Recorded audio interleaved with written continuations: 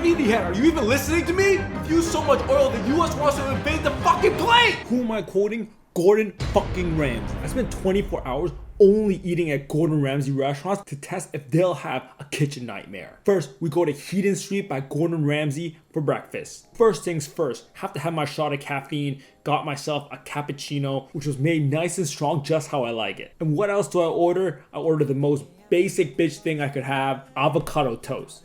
I mean, it's technically called smashed avocado, so I think I can get away with it. Came with 2 poached eggs on top of an avocado spread, on top of a nicely toasted sourdough bread. First, let's cut into that egg, and once you do, it starts oozing out. Perfectly poached, soft on the outside, runny egg on the inside, and ooh, looks so good spread across that avocado and toast. And once you start putting all 3 of those ingredients together, it's absolutely fucking delicious. Just one bite of this toast and it's buttery from the avocado and the egg.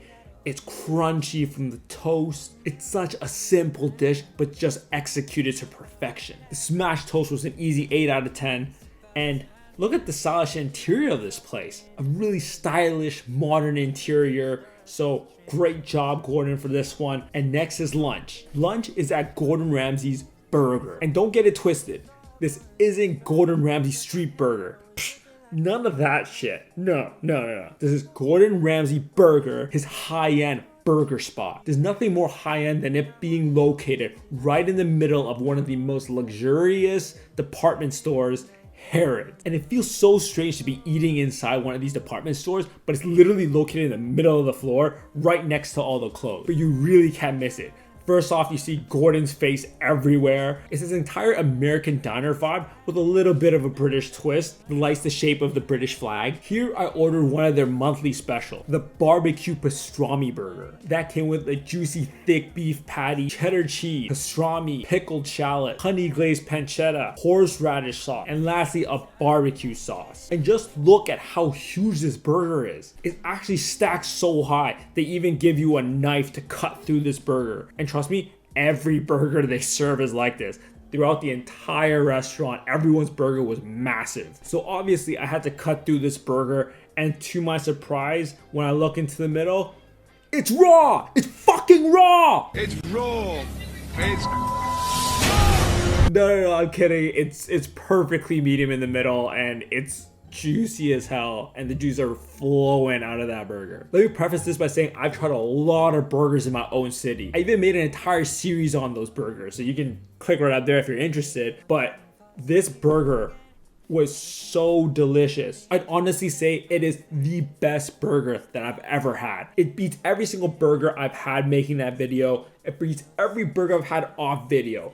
It is such a delicious burger. Not only were the flavors great, but the execution of everything was just so perfectly done. What I did have on the side was beer battered onion ring. This was topped with Parmesan, served with Chipotle ketchup and ranch dip. And you see the onion rings. They're big onion rings. And you look at the batter on the outside, it is crispy. And honestly, very light still, which is crazy. And then the Parmesan adds that perfect little bit of salt on the outside of it. And oh my God, the ketchup. The ketchup was unreal. You can tell once you scoop it up, it is homemade ketchup with real tomatoes mixed with some of that Chipotle. It was so delicious, bloody fucking delicious. You can literally taste the difference. I've never had onion rings this good. I haven't had a burger this good. It was just insane. I ate this stuff so quick, but it was so filling at the same time. It was actually a lot of food just to eat those 2 things. And trust me, I wanted to order so much more. Gordon Ramsay burger, 10 out of 10. Bravo, Gordon. This gets me excited for the last meal of the day. For dinner, I went to Gordon Ramsay's Petrus. Fine dining restaurant, 1 Michelin star. Petrus is named after a very famous vineyard wine from the Bordeaux region. And each bottle costs upwards of $10,000. So you know what we had to do when we got to this restaurant, right? Yeah, that's right. I ordered just food. Just a tasting menu. Ain't no way in hell I'm buying a bottle of Petrus. I can't afford that shit. It's a nice dream to have one day, but for now, ain't nobody drinking no Petrus. But Gordon, next time if I go to one of the restaurants, maybe you could gift it to me? Maybe I'll give you a good review. So on to the meal. First, I got a drink to go along with that, a amuse-bouche, which was just a nice little starter. Get the taste buds going for the rest of the meal. First dish comes is the tomato tart, one of Gordon Ramsay's most famous creations. It was so crazy delicious. You got the sweetness of the tomatoes, it's a little bit tangy, and the tart was just a super amplified tomato that tasted really fantastic. It tasted almost as if you had the most perfect tomato. Next was the Isle of Skye scallop, which I thought was a little bit salty and could be a little bit more well balanced, but it was very well cooked. Cooked perfectly. After that was the Cornish cod. Beautifully presented, delicate, soft, filled with a lot of complex flavors, but so nicely balanced that made the dish just very well rounded. Next, the Herdwich lamb. Cooked beautifully. The sauce and the tart just complementing it so well.